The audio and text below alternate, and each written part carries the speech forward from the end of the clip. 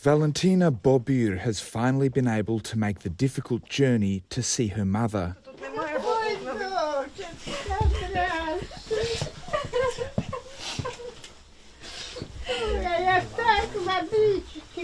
After 6 weeks of darkness, they're reunited.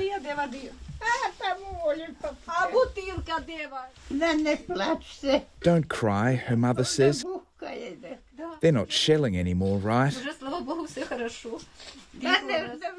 No, says her daughter. Thank God it's all right now.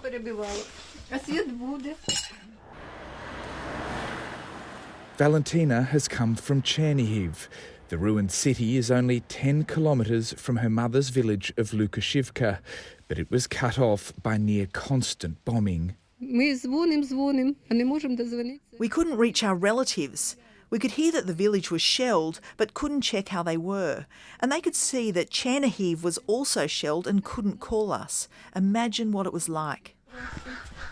This farming village was occupied by Russian forces. Its fields are now scarred by weeks of fierce battles.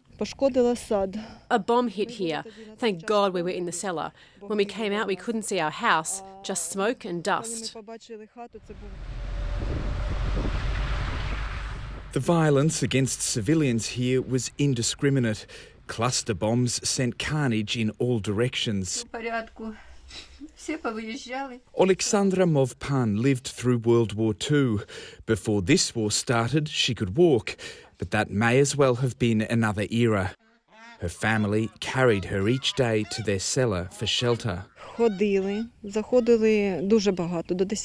Every day around 10 soldiers came to our house with their machine guns cocked. Not even soldiers, beasts. The first thing they did, they cut the tyres of the cars so we couldn't escape. This church was the base for Russian forces. It became the site of atrocities. Locals say some civilians were stripped and tortured. They took my son-in-law, my grandson, and a 19-year-old wounded Ukrainian soldier to their headquarters in the church. They bound their eyes and hands and interrogated and beat them, and then they killed the soldier. Even the cattle were slaughtered.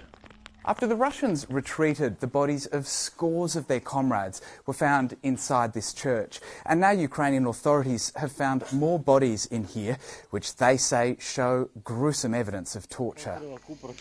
More evidence for Ukrainian prosecutors who say they're investigating at least 5,000 cases of alleged war crimes.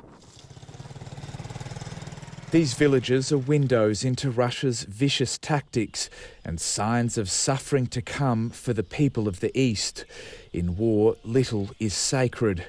Humanity is sacrificed to this unholy mess. Rubinsztein-Dunlop, ABC News, Lukashivka.